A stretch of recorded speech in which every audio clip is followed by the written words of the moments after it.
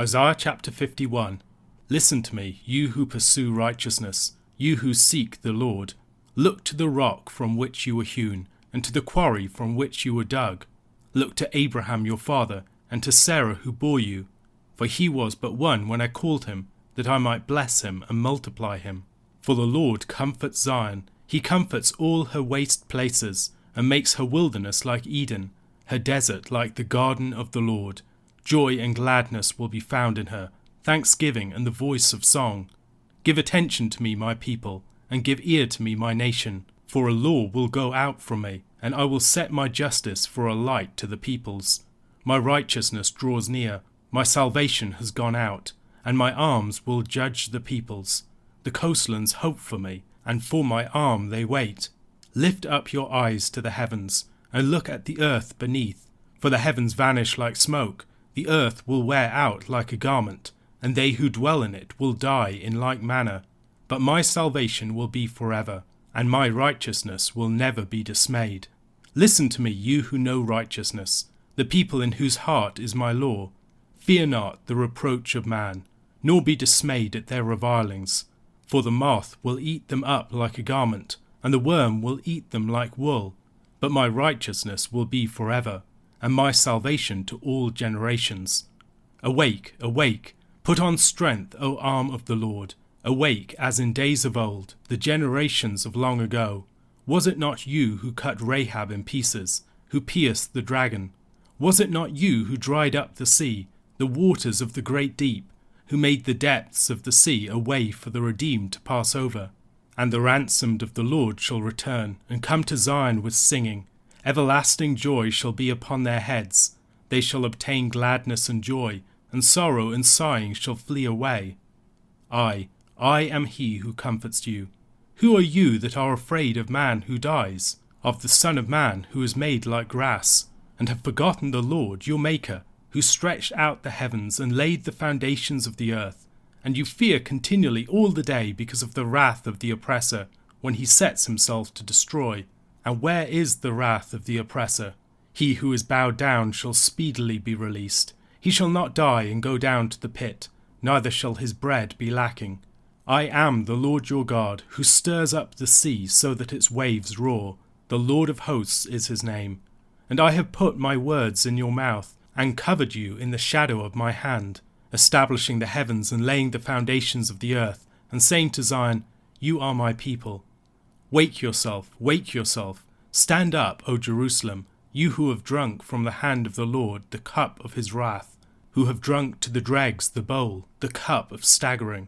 There is none to guide her among all the sons she has borne. There is none to take her by the hand among all the sons she has brought up. These two things have happened to you. Who will console you? Devastation and destruction, famine and sword. Who will comfort you? Your sons have fainted. They lie at the head of every street like an antelope in a net.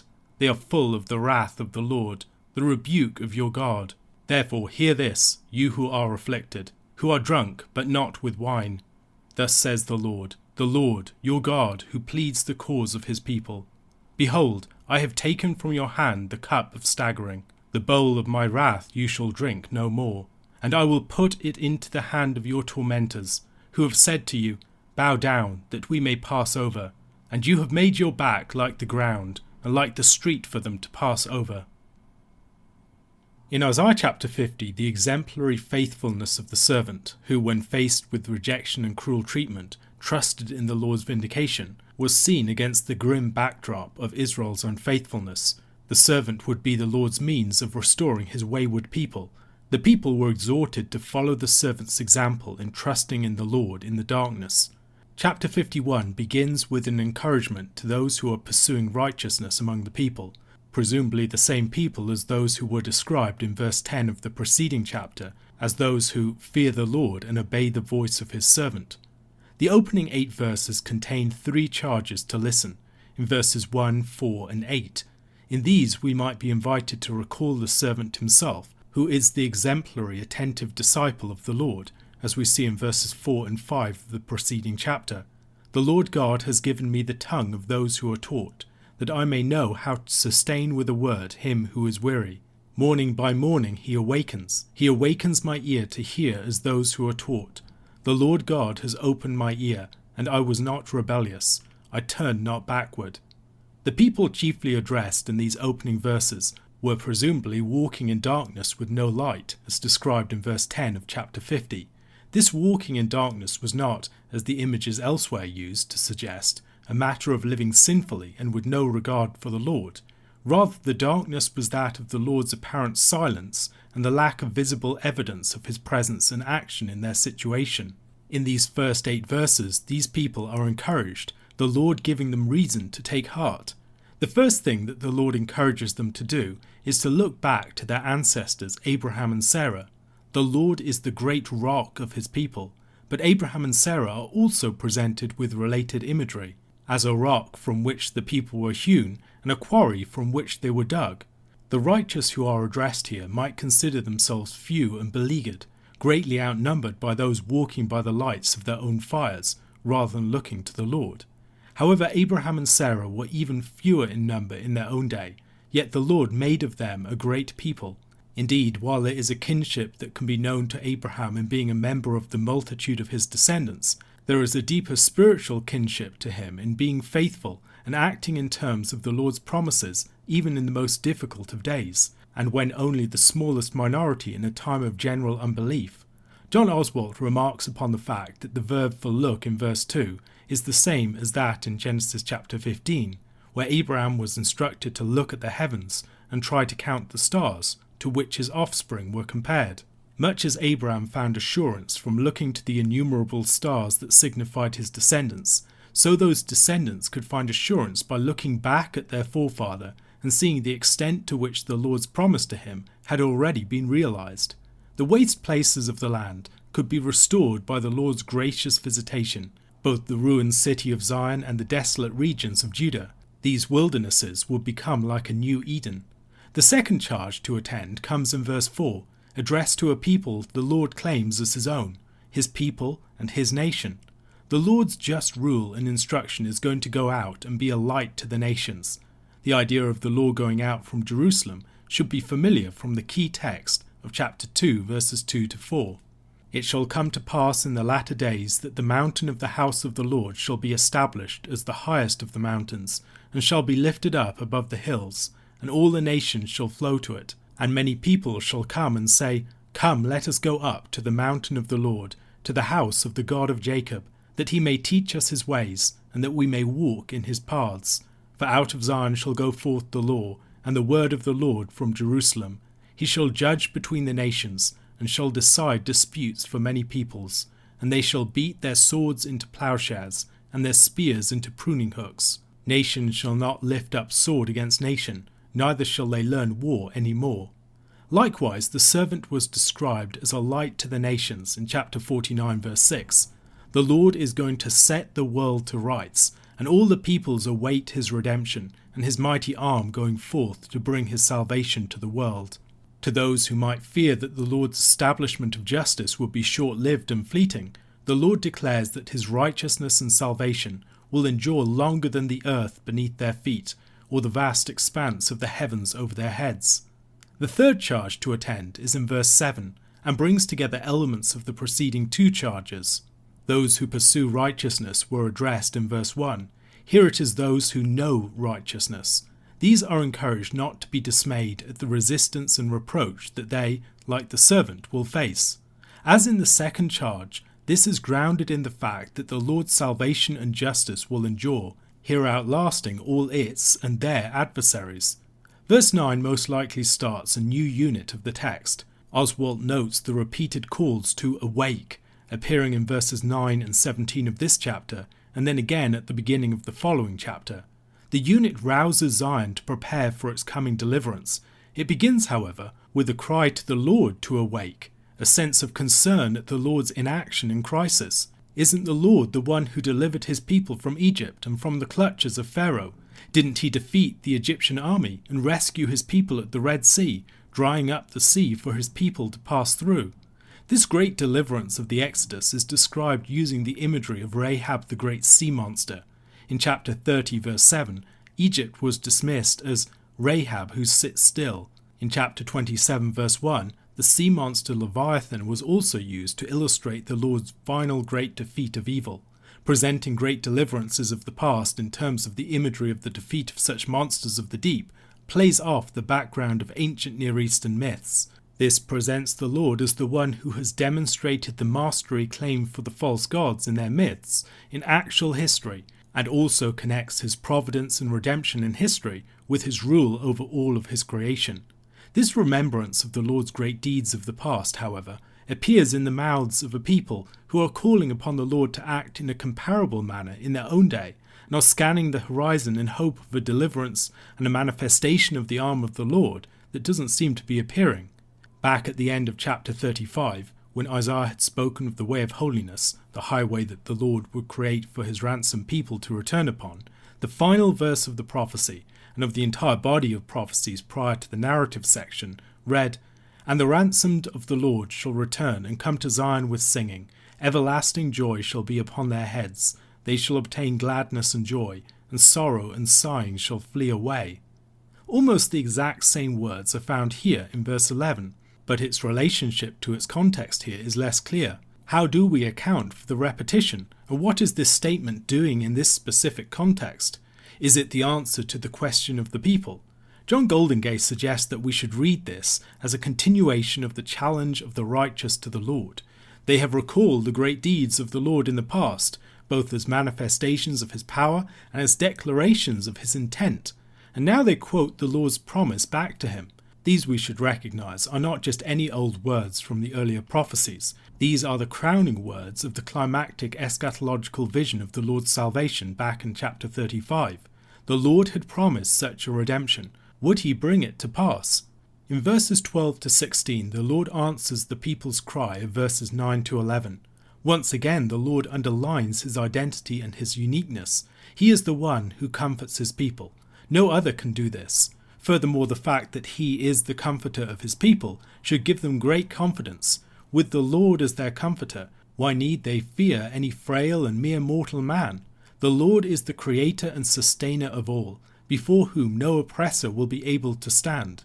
He confirms his saving intent to his worried people. He will both release and will provide for them. They will not finally be destroyed. The God who is almighty over the tumult of the sea and its waves is the Lord their God. He has appointed them as his witnesses, placing his words in their mouths and covering them in the shadow of his hand. The language here is close to that of chapter 49 verse 2, where it describes the servant. He made my mouth like a sharp sword. In the shadow of his hand he hid me. Commentators differ on the question of the one who is being addressed in verse 16. Some believe that the Lord is speaking to the servant. Brother Charles argues that the people are extending the mission of the servant. Perhaps we could see this as evidence of the restoration of the people to their initial calling through the work of the servant. The Lord is, as it were, planting a new heavens and a new earth as he establishes his people in this way. We should note the way that the covenant formula, "I will be your God and you will be my people," bookends verses 15 and 16. The people in verse 9 had called upon the Lord to awake and to act on their behalf. In verse 17, the second of the three calls to awake, the Lord repeats the words of the people's cry back to them. Does the Lord need to awake? No, Jerusalem is the one that must awake from the stupor of judgment, bracing herself for the Lord's redemptive action. She has drunk the cup of the Lord's judgment to its dregs and now lies in a hungover state, needing to be roused again to alertness and action. The imagery of the Lord's cup of judgment should be familiar from passages like Jeremiah chapter 25 verses 15 to 17. Thus the Lord, the God of Israel, said to me, "Take from my hand this cup of the wine of wrath, and make all the nations to whom I send you drink it. They shall drink and stagger and be crazed because of the sword that I am sending among them." So I took the cup from the Lord's hand, and made all the nations to whom the Lord sent me drink it. Having been struck by the Lord's judgment, Zion and her children are in a terrible state, each unable to help the other in their sorry condition. The Lord, however, is going to meet them in their plight, reversing the situation. Much as in Jeremiah chapter 25, the cup of the Lord's wrath will be handed to the oppressor, and they will drink it and be brought low. Zion herself would be delivered from their clutches. A question to consider: how might remembrance be seen as a key theme in this chapter? Luke chapter 12 verses 35 to 53. Stay dressed for action, and keep your lamps burning, and be like men who are waiting for their master to come home from the wedding feast, so that they may open the door to him at once when he comes and knocks. Blessed are those servants whom the master finds awake when he comes. Truly I say to you, he will dress himself for service, and have them recline at table, and he will come and serve them. If he comes in the second watch, or in the third, and finds them awake, blessed are those servants. But know this, that if the master of the house had known at what hour the thief was coming, he would not have left his house to be broken into. You also must be ready, for the Son of Man is coming at an hour you do not expect. Peter said, Lord, are you telling this parable for us or for all? And the Lord said, Who then is the faithful and wise manager, whom his master will set over his household, to give them their portion of food at the proper time? Blessed is that servant whom his master will find so doing when he comes. Truly I say to you, he will set him over all his possessions. But if that servant says to himself, My master is delayed in coming, and begins to beat the male and female servants, and to eat and drink and get drunk, the master of that servant will come on a day when he does not expect him, and at an hour he does not know, and will cut him in pieces, and put him with the unfaithful. And that servant who knew his master's will, but did not get ready, or act according to his will receive a severe beating.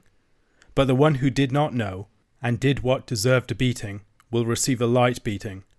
Every one to whom much was given, of him much will be required, and from him to whom they entrusted much, they will demand the more.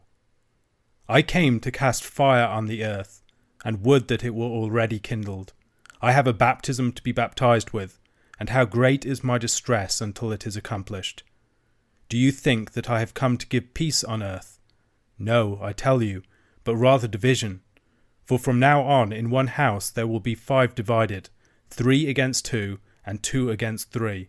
They will be divided, father against son, and son against father, mother against daughter, and daughter against mother, mother-in-law against her daughter-in-law, and daughter-in-law against her mother-in-law.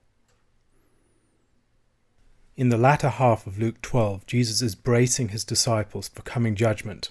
They must be dressed for action. Lamps must be burning. They must be waiting for the Master to come. Perhaps we should see Passover themes here. A meal at night, dressed and ready for action.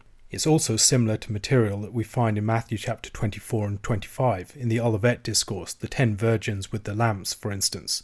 Faithful servants must be braced and ready for their master to return, and the faithful servant will be served by the master. This is a startling image, something which Luke underlines for his readers just a few chapters later. In chapter 17 verses 7 to 10, Will any of you who has a servant ploughing or keeping sheep say to him when he has come in from the field, Come at once and recline at table? Will he not rather say to him, Prepare supper for me, and dress properly, and serve me while I eat and drink, and afterward you will eat and drink? Does he thank the servant because he did what was commanded? So you also, when you have done all that you were commanded, say, We are unworthy servants, we have only done what was our duty. So here the master serving his servants subverts the relationship as commonly expressed completely. There's a subtle mixing of metaphors here. Jesus is like the returning master of the house, whose coming is expected, although the time of it is unknown. However, the Son of Man is also compared to a thief. People don't expect the thief, but they need to be prepared for him. A thief strips the unprepared of their property, and this ties in very much with the themes of the preceding section. Like the rich fool whose life and all its possessions were taken away from him by death, so the servants must be alert lest they lose all the contents of their house to the coming of the Son of Man. To faithful disciples, Jesus' coming will be like that of a returning good master. To the unfaithful, his coming will be like that of a thief. How do you prepare for the coming of the Son of Man as a thief? You build up your treasure in the heavens, where thief cannot approach and moth cannot destroy. Peter then asks Jesus whether he's addressing the wider group or his close disciples, and Jesus goes on to tell a version of the earlier parable with 3 different developments. Now the focus is not on the servants more generally, but on the servant placed over other servants, the appointed steward. This is very much the role of the apostles and the shepherds of the church. They will have to face a severer judgment for any unfaithfulness that they show. Throughout his ministry, Jesus challenges the leaders of Israel with a force that he does not challenge the crowds with. The appointed stewards over his house will face a similarly severe judgment if they are unfaithful. Faithful stewards will be given much greater responsibility. The unfaithful will be judged most severely, and ignorant stewards will receive punishment, but of a lesser form. Judgment becomes a much more prominent theme in Jesus' teaching as he moves towards Jerusalem. Here he stresses that his purpose is to bring judgment upon the earth. That is why he has come.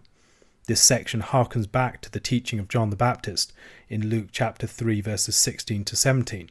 John answered them all, saying, I baptize you with water, but he who is mightier than I is coming, the strap of whose sandals I am not worthy to untie. He will baptize you with the Holy Spirit and fire. His winnowing fork is in his hand, to clear his threshing floor and to gather the wheat into his barn, but the chaff he will burn with unquenchable fire. John had previously wondered about the nature of Jesus' ministry in chapter 7, presumably because it didn't show the fire that he was expecting. But Jesus here teaches that the fire is on its way. The judgment is associated with the baptism of Jesus' own death, after which fire will be cast on the earth, and division that is already beginning will become most pronounced. Jesus' description of his death as a baptism is quite remarkable. In many ways, we could tell the story of Christ as the story of three baptisms: the story of the baptism of Christ in the Jordan, the baptism of his death, and his baptism of the church at Pentecost. The coming crisis will cut right through family relations. People can often try to ground family values within the gospel, and in many ways the gospel does affirm such values. However, such values will never be completely underwritten by the kingdom. While families can be made new in the kingdom, the family must be subjected to a greater master, and the claims of Christ will cause division within many previously close-knit households. Indeed, we see at various points in the Gospels that it caused such division in Jesus' own family. A question to consider: in what way was Jesus' death like a baptism?